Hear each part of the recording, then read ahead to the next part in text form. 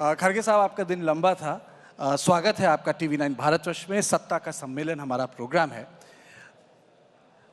आजकल एक चीज देख रहा हूं खड़गे साहब, सड़क हो या संसद, रैली हो या जनसभा, बीजेपी नेताओं की जुबान पर आप ही का नाम होता है। क्यों?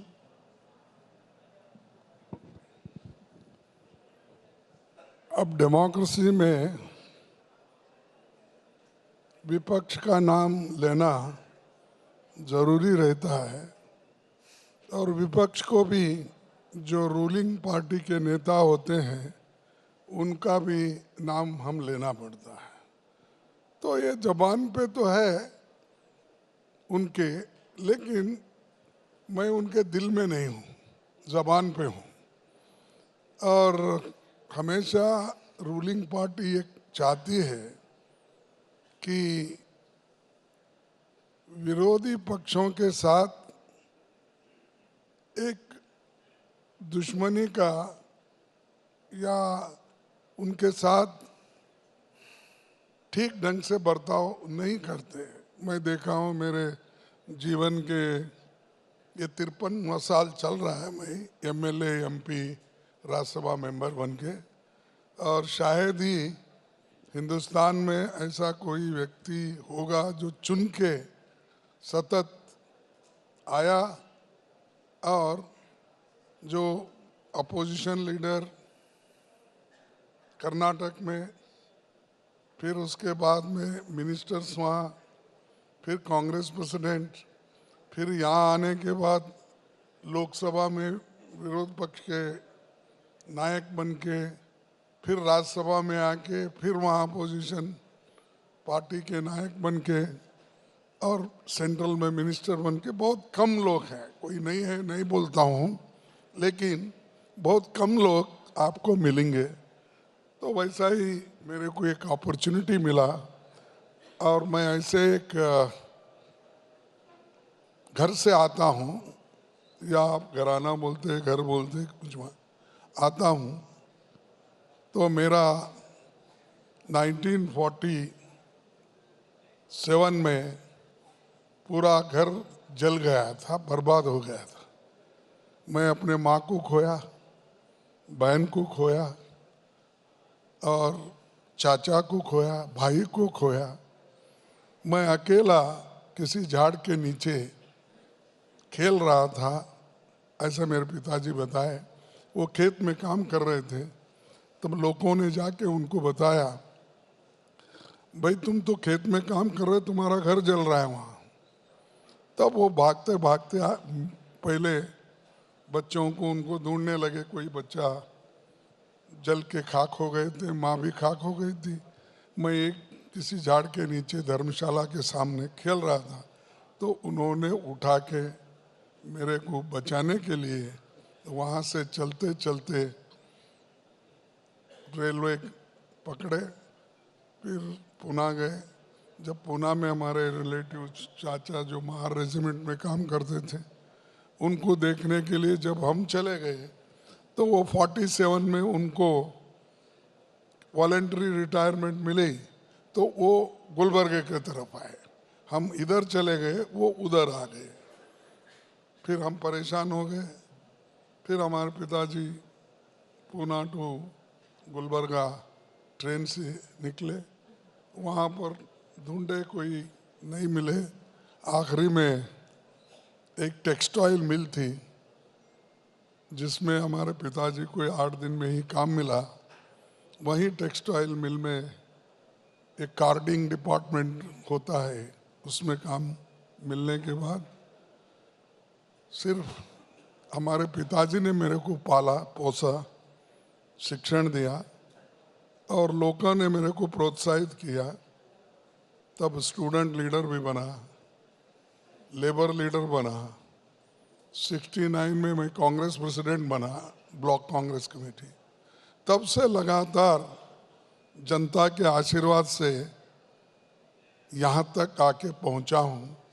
ये अपने खुद के मेहनत के ऊपर और हमारे पिताजी के आशीर्वाद से।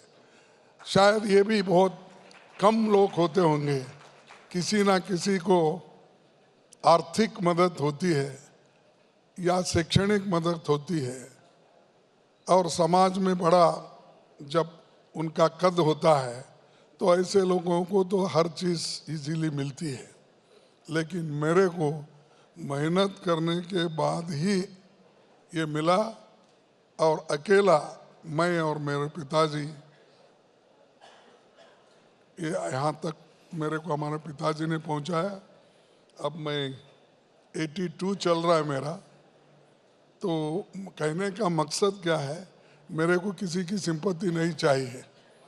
मैं एक वर्कर का बेटा हूँ और जनता की लड़ाई में हमेशा बचपन से लड़ते हुए आया हूँ, यहाँ तक पहुँचा हूँ।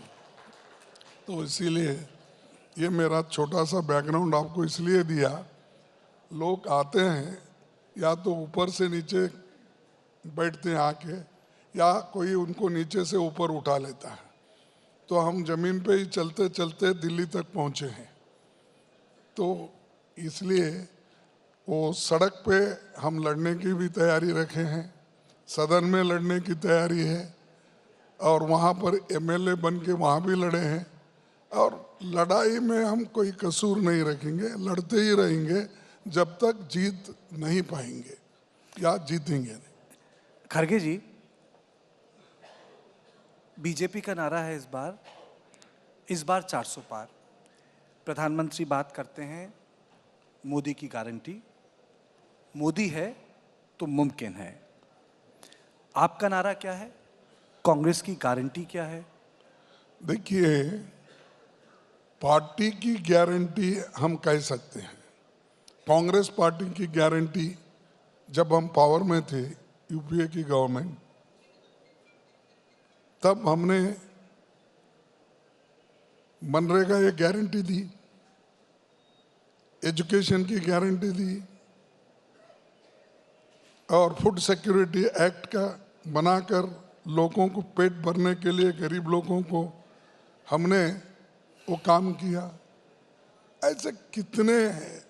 इससे पहले भी लैंड रिफॉर्म्स एक्ट हमने लाया और उस बैंक नेशनलाइजेशन किया। ऐसे बड़े 10 पॉइंट प्रोग्राम, 20 पॉइंट प्रोग्राम। फिर ये जो यूपीए सरकार में जनता के लिए बहुत से प्रोग्राम हमने किए हैं, और वो गारंटी हमने लोगों को देकर किया है। उनकी गारंटी क्या है? 2 करोड़ नौकरी हर साल देने का था, 10 साल में 20 करोड़ नौकरियां दिए। ये बोला था या नहीं? वो गारंटी थी, क्या थी?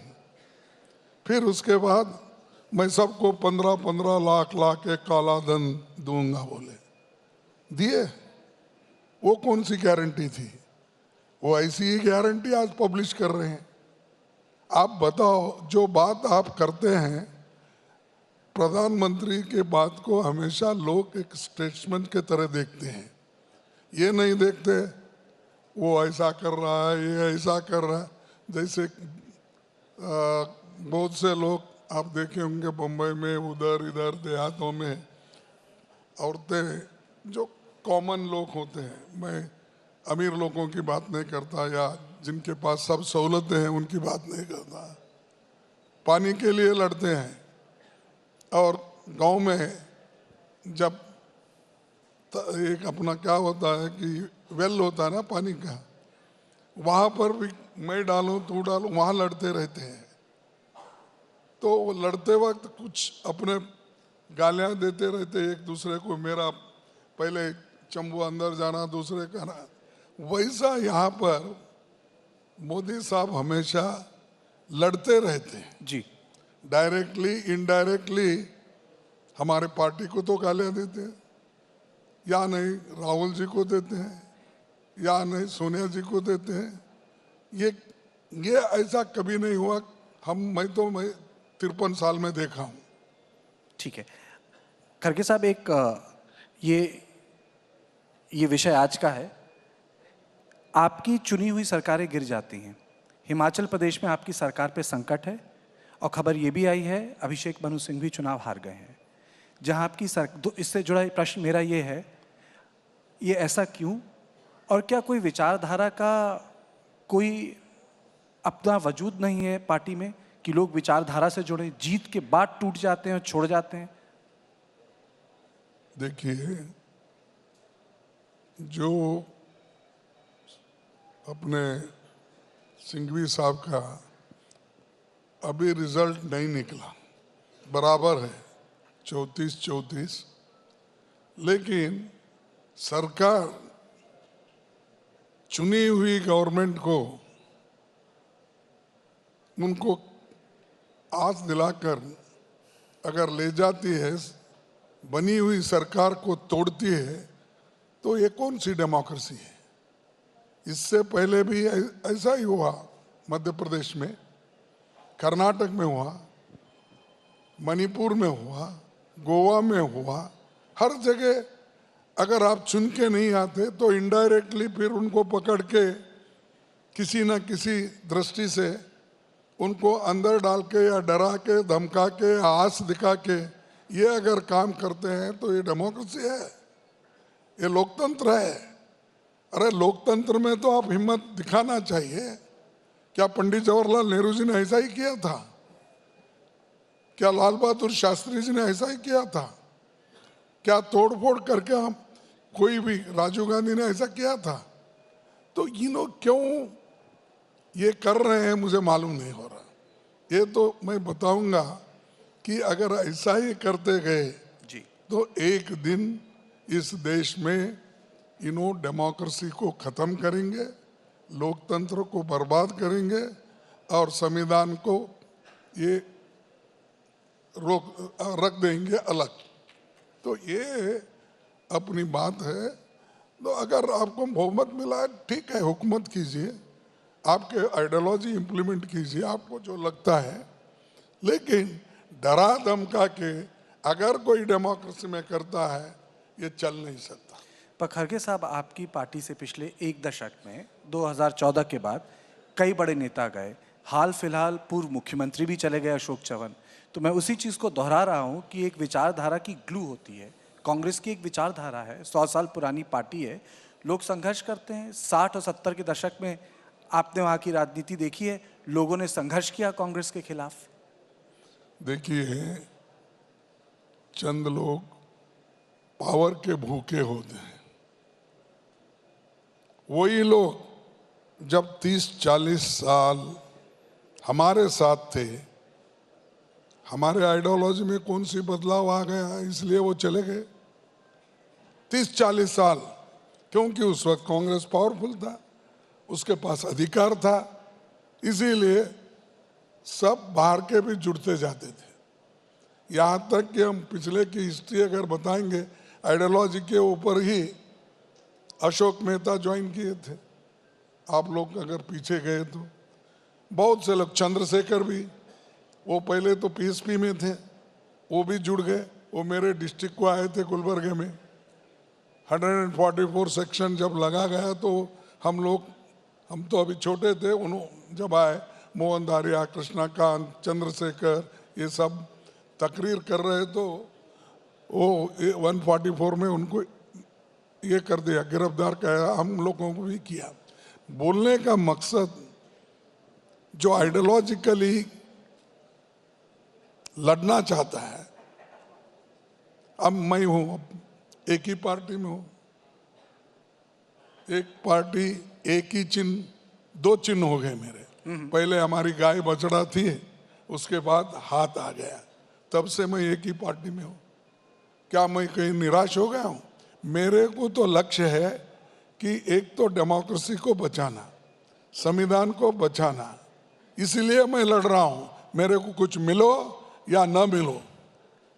पर खड़गे साहब, क्रॉस वोटिंग तो कर्नाटक में भी हुई। कर्नाटक में क्रॉस वोटिंग नहीं हुआ, हमारे को जितने आना चाहिए था वो आ गए, तीनों कैंडिडेट जीत गए, ये खुशी की बात है। अच्छा, चलिए थोड़ी अब इंडिया की बात कर लेते हैं। ये बात कही जाती है कि जो गठबंधन है, जो आप कहते हैं कि बहुमत लेकर आएगा, भारतीय जनता पार्टी कहती है कि वो हवा की तरह है, मौजूद है, पर दिखाई नहीं पड़ता। हवा की तरह है, लेकिन आदमी को जिंदा रहने के लिए हवा तो होना ना। ऑक्सीजन नाइट्रोजन बना के ही आप हवा चलती है। देखो ये सब उनका क्रिटिसिज्म क्या है, ये हवा की तरफ है, ये कभी राहुल गांधी के लेकर बात करते हैं। अरे ऐसा नहीं होता भाई, हर डेमोक्रेसी में कभी गठबंधन होता है, कभी एक पार्टी बहुत ही पावरफुल है तो वो अकेली लड़ती है, या अपने आइडियोलॉजी के तहत अगर कोई मिला जुला आता है तो उसको लेके चलते हैं। तो हम सबको लेके चलने का काम कर रहे हैं, उसमें सभी बहुत से पार्टियां हमारे साथ जुड़े हैं, तो उसमें कोई दो राय नहीं। कितनी भी कोशिश मोदी जी करेंगे वो इसमें उनको यश नहीं मिलेगा। वो तोड़ने की कोशिश तो बहुत कर रहे हैं, देखेंगे हम भी उतने ही मजबूत है जितने उन्हें तोड़ने के लिए तैयार है, तो हम टूटने के लिए तैयार नहीं हैं। आप लोगों ने बोला था कि आप लोगों का इंडिया का सचिवालय होगा, साझा प्रवक्ता होंगे, एक तरह की एकजुटता होगी, लोग मिलके काम करेंगे। सचिवालय भी नहीं है खरगे साहब, साझा प्रवक्ता भी नहीं है इस वक्त, साझा रैलियां नहीं हुई, मनमुटाव हो गया। नहीं, ये देखिए, वो पहले जिन आदमी को हम अपने गठबंधन में लिए, और पहले इसका बैकग्राउंड बताता हूँ, बहुत से लोगों को कंफ्यूजन में है, और आप लिखने वालों को जो फ्रीडम है हमारे बारे में लिखने के लिए आपको फ्रीडम है, लेकिन मोदी जी के बारे में लिखने के और बीजेपी के बारे में लिखने का फ्रीडम आपको नहीं है। मैं अपने घर में पहला मीटिंग किया, पहले मैं बुलाया शरद पवार जी को, उनसे बातचीत किया, फिर उसके बाद में डीएमके को हमने बुलाए, हमारे घर में ही बातचीत हो गई। फिर उसके बाद में सभी पार्टी एक एक करके हमने बुलाकर तैयार किए। आखिरी में हमारे केजरीवाल जी भी आए, वो भी बात किए, हमारे घर में मिलके मैं और राहुल जी भी थे। सब मिलने के बाद मीटिंग कहाँ करना, तो कोई कहा कि बेंगलुरु में करूं, कोई कहा कि दिल्ली में करूं, तो आखिरी में ये उन्होंने बोला कि पटना में शुरू करना चाहिए। तब दूसरे मीटिंग में उन्होंने खुद कहा, नीतीश जी ने, भाई हम पटना में करेंगे, हमारी सरकार है, सब कुछ मजबूत है, वहाँ करेंगे। उन्होंने कहा लोगों को जुटाए, हम बात करें, हम उनको भी बुलाए। आप देख सकते हैं एक एक दिन के लिए एक एक फोटो सब पूरे। बाद में वो क्लेम करने लगा है मैंने सबको एकजुट किया, मैंने सबको बुलाया, और एक आगे बढ़ रही नहीं। आप कह रहे हैं वो उन्होंने झूठ बोला? ना, झूठ बोला नहीं बोलता, कभी कभी क्लेम होता है ऐसा। भाई जब हम मिलके काम करते हैं, मैं किसी को दोष नहीं देता। कभी कभी अब दूसरे गठबंधन दूसरा अगर हो गया तो इसके ऊपर बोलते रहते ना। कुछ लोग चाहते थे कि आपका नाम घोषित हो प्राइम मिनिस्टरियल कैंडिडेट। ये देखो, ये सब ये चीजें अगर मैं उल्टा कहूं तो आप लोग नाराज हो जाए। ये भी हवा की बात ही है ना। जब होता है कब, पहले आंकड़े लो ना, सब लोग मिलके आंकड़े बनाओ। आंकड़े बनाने के बाद कौन चीफ मिनिस्टर बनेगा वो पार्टियां मिलकर तय करेंगे। इसी मंच पे केजरीवाल ने कुछ देर पहले बोला, अरविंद केजरीवाल जी ने, कि लेट हो गए। लेट, देखो मैं वो लेट का समय किसके वजह से क्या हुआ ये गिनना नहीं चाहता। मैं सबको मिलके लेके चलना चाहता हूँ मेरे पार्टी के तरफ से। अगर कोई कमजोरी भी हमारी है तो हम मान लेंगे, भाई ये हमारी कमजोरी है, ठीक है, आगे चलिए। ठीक है। नरसिम्हा राव ने 92 में एक चीज बोली थी, पूर्व प्रधानमंत्री। उन्होंने कहा था कि वो भारतीय जनता पार्टी से लड़ सकते हैं, राम से नहीं। अच्छा, हर एक की आस्था होती है, क्योंकि नरसिंह राव जी मेरे को बड़े क्लोज थे। हमारे हैदराबाद कर्नाटक मूवमेंट में वो उस एरिया के ही थे, तो मैं तो हमेशा उनको मिलते रहता था। अब जब कभी हैदराबाद आते थे मिलता था, वो गुलबर्गा भी आते थे तो मिलता था। और उनके जो गुरु थे अपने हमारे उनके जो बहुत बड़े वो चाहते हैं, अब उनके जो वो जिंदगी बीजापुर में ही रहते थे पहले, जी। तो उन्होंने पॉलिटिकली उनको प्रोत्साहन किया था, तो नरसिंह राव जी को। इसलिए नरसिंह राव जी करीबी गुलबर्गा से, बीदर से, रायचूर से और दूसरे इलाके निजाम इलाके से वो संबंध रखते थे। तो इसलिए वो पहले से मुझे उनका मालूम है। और वो एक जब लैंड रिफॉर्म्स एक्ट को इम्प्लीमेंट करना चाहते थे, आपने बोला मालूम है, क्या मालूम है? नहीं, यानी उनके जो विचारधारा थी वो उसके बारे में बोल रहा हूँ। अब राम का आस्था अलग अलग है। आप राम को मानते हो, मैं शंकर को मानता हूँ, उन्होंने गुरु ग्रंथ को मानते हैं, कोई इस्लाम धर्म को मानता है। हर एक आदमी की आस्था अलग अलग है। एक ही धर्म में रह के भी अलग अलग घर के भगवान अलग होते हैं। कभी आपका भगवान हो सकता है, अब मेरे घर में पहले हमारे पूर्वजों का मलार बोल के मैलार लिंग ये था, यानी वो एक जी। सब लिंग जितने भी थे उतने उसमें मल्लिकार्जुन जो है हैदराबाद में, तो वहाँ पर हमारे पिछले लोग सब जाते थे। तो ये आस्था की बात है। आप क्या करते ये पॉलिटिक्स में नहीं है। पॉलिटिक्स अलग है, धर्म अलग है, फेथ अलग है, आपका आइडियोलॉजी पॉलिटिक्स में अलग है। इसीलिए आप मिक्स करके लोगों को डिवाइड मत करो, और ये कर रहे हैं आज की सरकार। खड़गे साहब, भारत एक आस्था वाला देश है। आपको नहीं लगता कि प्राण प्रतिष्ठान के बाद उत्तर भारत थोड़ा, आप एक तरीके से कह सकते हैं, राममय हो गया है? हाँ? राममय हो गया है, मूड बदला है, एक प्रो इनकम्बेंसी तैयार की है बीजेपी के लिए?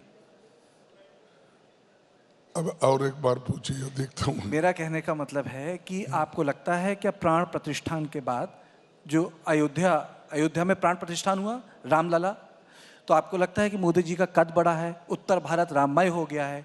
ये एक बड़ा सेंटिमेंट है नॉर्थ इंडिया में। देखिए, नॉर्थ इंडिया में शंकर के लिए नहीं है, कृष्ण के लिए नहीं है। अरे हर पे आस्था होती भाई। आप पॉलिटिक्स में मत लाओ ना। आपको हम ये बोल रहे हैं कि पॉलिटिक्स अलग रखो, धर्म अलग रखो। तुम्हारी फेथ क्या? एक घर में 3 लोग अलग अलग गुरु को मानते हैं, तो इसीलिए ये पॉलिटिक्स करना बंद करो।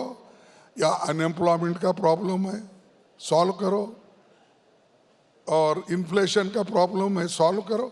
आपको जो गद्दी पे बिठाया गया, जनता के समस्याओं को सुलझाने के लिए बिठाया गया, ऐसे प्रॉब्लम तैयार करने के लिए नहीं है। ये काम तो साधु संत जो है वो करते हैं, और उनका आशीर्वाद लेने के लिए सब लोग जाते हैं। तुम क्यों साधु बनना चाहते हैं भाई? हाँ, आप लोग क्यों बनना चाहते हैं? छोड़ दो, जिनका काम वो करते हैं। अब आप पॉलिटिक्स के बारे में बात कर रहे थे। अभी कांग्रेस के चीफ मिनिस्टर, दक्षिण भारत के कई मुख्यमंत्री, उन लोगों का कहना था कि जो दक्षिण भारत से पैसा आता है उतना उनको पैसा नहीं मिलता है। पर ये आपको लगता है कि कांग्रेस पार्टी जो पूरी पैन इंडिया पार्टी है, इस तरीके की राजनीति से उसे नुकसान हो सकता है? देखिए, ये गलत बात है। साउथ और नॉर्थ ये बोलना ठीक नहीं है भाई। सभी हम भारतीय हैं, इंडियंस है, हिंदुस्तानी हैं। और जब हिंदुस्तान के लोग एक होकर आज़ादी लिए हैं, और आज़ादी को हिफाजत करना अपना फर्ज होता है। तुम साउथ नॉर्थ ईस्ट वेस्ट बोलते गए तो कोई मुल्क नहीं बचता। मुल्क को बचाना है, तुम सब लोग मिलके एक होकर आखिरी तुम्हारे शरीर में एक बूंद भी है तो उसको डिफेंड करने के लिए तुम लोग एक होना चाहिए। पार्टी का सवाल नहीं है यहाँ पर, हमारा देश, इसका सवाल है। अब मोदी बोले तो क्या है या दूसरा कोई, हम मानते हैं। अरे तुम्हारी पॉलिटिक्स है, तुम्हारी आइडियोलॉजी है, तुम्हारी पार्टी है, कुछ भी करो, लेकिन मुल्क के बारे में उसको तोड़ के, उसको डिवाइड करके तुम लोगों में जो ये भेदभाव तैयार कर रहे हैं, ये अच्छी बात नहीं है, और कल यू हैव टू पे फॉर इट। अच्छा चलिए एक बताइए, एक चीज़ पूछी जाए, ये कांग्रेस पार्टी से जुड़ी है। लोग कहते हैं कि कांग्रेस में थोड़ा सा मैरी गो राउंड है। जब आपसे कोई विषय के बारे में पूछा जाता है तो आप कहते हैं एक बार वेणुगोपाल को कंसल्ट कर लीजिए। जब उनके पास जाया जाता है तो वेणु जी कहते हैं एक बार मैं राहुल जी से पूछ के बताता हूँ। और जब राहुल जी के पास जाया जाता है तो कहा जाता है कि I am not the president, मैं अध्यक्ष नहीं हूँ, खड़गे साहब अध्यक्ष हैं, आप उनके पास जाइए। देखो, ये मैं कभी किसको उनको पूछो इनको पूछो नहीं कहता। जिसको जो काम सौंपा गया है, अब ऑर्गेनाइजिंग सेक्रेटरी है, अगर कोई आया साहब हमारे पास डीसीसी नहीं बना, ब्लॉक नहीं बना, तो मैं किसके पास भेजूं? नड्डा के पास भेजूं? हाँ, मैं तो अपने ऑर्गेनाइजिंग सेक्रेटरी को ही बोलूंगा ना। अब जब सवाल है मिल के काम करने का, एक्सपीरियंस जो मेरे से पहले सोनिया गांधी जी 25 इयर्स कांग्रेस प्रेसिडेंट थे, उनका अनुभव है, और कौन कौन से स्टेट में कैसा है, इसके लिए पार्टी के अच्छाई के लिए पूछना बुरी बात है, उनका सलाह लेना बुरी बात है। तीसरा, राहुल गांधी जी, उन्होंने भी हमारे पूर्व अध्यक्ष थे, उनको भी कई चीज़ों को मालूम है, कई चीज़ हम बताते हैं नहीं साहब ये ठीक नहीं है, वो मानते हैं। ऐसा नड्डा साहब कभी पूछे कि मोदी जी नड्डा साहब को, ये मैं चैलेंज के साथ कहता हूँ। अरे उनको तो मैं अभी आ रहा था यहाँ पर, मुझे फोन आया वो, लेकिन मैं बताना नहीं चाहता हूँ। अरे हमारे पास तो कम से कम बातचीत करके एक होकर निर्णय लेते हो, तुम्हारे पास ऊपर से जो आता वही सही, और हमको बोलते हैं कि ये हुकुमशाही चलती थी, इंदिरा गांधी ऐसी करी, सोनिया गांधी पीछे से सरकार चलाती थी। अब बोलते हैं भाई पहले फ्रीडम तो तुम्हारे पास के लोगों को पहले दो। अद्वानी साहब को किनारे पे बैठे, जोशी साहब अलग बैठे, अब 250 मिनिस्टर भी ज़्यादा बात करेंगे तो हमारी कहीं पत्ती कट जाएगी, पतंग कट जाएगा, तो वो लोग भी चुप बैठे हैं। कुछ लोग तो ये कहेंगे वहाँ रिटायरमेंट पॉलिसी है, यहाँ रिटायर नहीं होता कोई नेता। नहीं, ये देखो, जो काम जिनको सूप वो हम बोलते हैं वो करते हैं।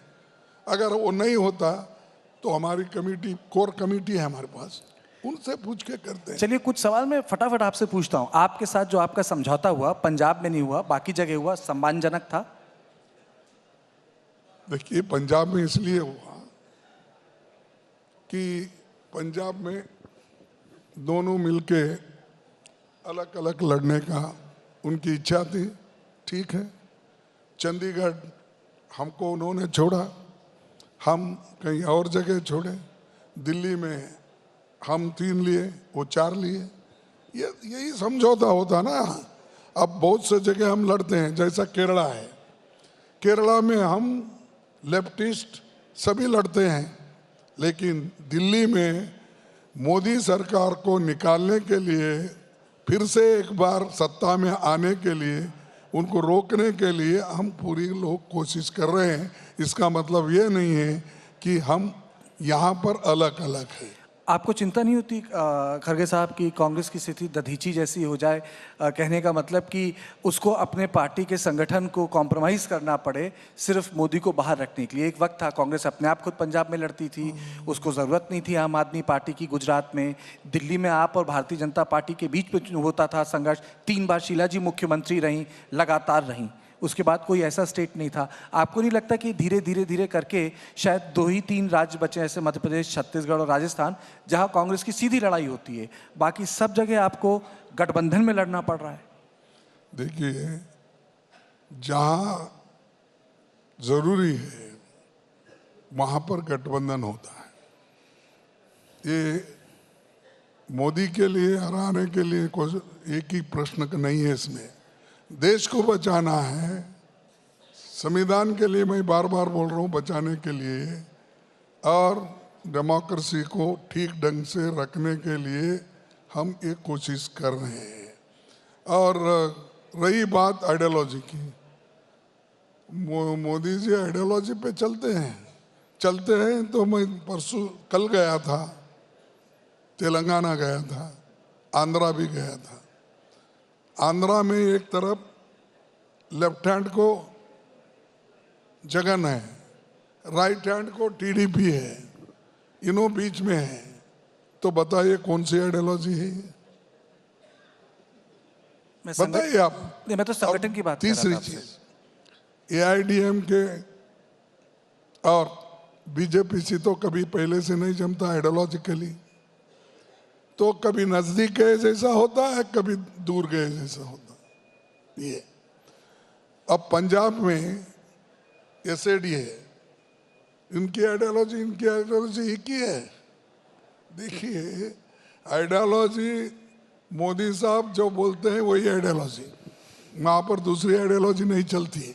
इसीलिए तो उन्होंने बोलते हैं मैं कुछ कर सकता हूं, मेरी गारंटी। उन्होंने पार्टी की गारंटी नहीं बोलते, ये मोदी की गारंटी। चलिए, आखिर में दो सवाल। संदेश खली को लेके पार्टी का रुख क्या है? संदेश खली मीडिया में रहा, खबरें आई, औरतों के साथ एट्रॉसिटी हुई, एनसीडब्ल्यू की टीम गई, तमाम चीज़ें हुई, पॉलिटिक्स हुई, आपके नेता अधीर रंजन चौधरी ने जंगल राज बोला। संदेश खली मसले पर कांग्रेस अध्यक्ष मल्लिकार्जुन खड़गे जी का क्या कहना है? देखिए, किसानों के बारे में तो हमको कुछ करना जरूरी है और उसको लीगल गारंटी देने का वायदा तो हमने किया है। मेरी पहली घोषणा ये रही, अगर गठबंधन सरकार आई तो किसानों को हम एमएसपी लागू यानी लीगलाइज्ड कर देंगे, उसको मदद करेंगे और जो चीज़ें हम कर सकते हैं ज़रूर उनके लिए करेंगे।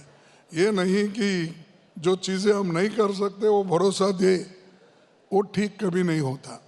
और दूसरी चीज़, अधीर रंजन चौधरी का क्या बोले अब कि जंगल राज है पश्चिम बंगाल में संदेश खली, जहां महिलाओं के साथ अत्याचार हुआ। देखो, वहाँ पर हमेशा ये चलते रहता है कि एक तरफ कांग्रेस पार्टी के लोग हैं, एक तरफ कम्युनिस्ट के हैं, एक तरफ टीएमसी है। तो ये चीज़ें राष्ट्रीय स्तर पर, उसके बारे में मैं ज़्यादा कमेंट नहीं करना चाहता हूँ। पर महिलाओं पे अत्याचार, नो, महिलाओं का हम कंडम करते हैं ना, महिलाओं का अत्याचार कंडम करते हैं, इसीलिए तो हम लड़ रहे हैं। अरे इस देश में साहब वोटिंग पावर महिलाओं को किसने लाया? आज़ादी के बाद अगर किसी ने महिलाओं को वोटिंग पावर दिया है वो कांग्रेस ने दिया है, अडल्ट फ्रेंचाइज। इससे पहले इंग्लैंड में नहीं था, फ्रांस में नहीं था, यानी बहुत लेट करके वो लोग दिए। यूके में नहीं था, यूएस में नहीं था। अरे जो पार्टी हुकूमत में आई और कॉन्स्टिट्यूशन को स्वीकार किया, उसी दिन महिलाओं को भी इक्वल राइट्स दिया और अडल्ट फ्रेंचाइज के तहत गरीब अमीर महिला पुरुष सबको समान दृष्टि से हमने दिया। वो हम सबको सम्मान करते हैं। बहुत बहुत शुक्रिया खड़गे साहब, बहुत बहुत शुक्रिया आप इस सेशन में आए। मुझे क्लोज करना होगा सेशन। थक गए आप? मैं नहीं थका, मैं बिल्कुल नहीं थका, लेकिन हाँ, आप जाते जाते एक शेर सुना सकते हैं क्योंकि आप मनमोहन सिंह जी की तरह। नहीं, मैं शेर अब सुनाने के मूड में नहीं हूँ, लेकिन कभी वक्त मिला तो जरूर और एक बार बुलाइए, बनाऊंगा, शेर भी सुनाऊंगा और सरकार के गलतियां भी बताऊंगा। ठीक है, बहुत बहुत शुक्रिया, बहुत बहुत शुक्रिया।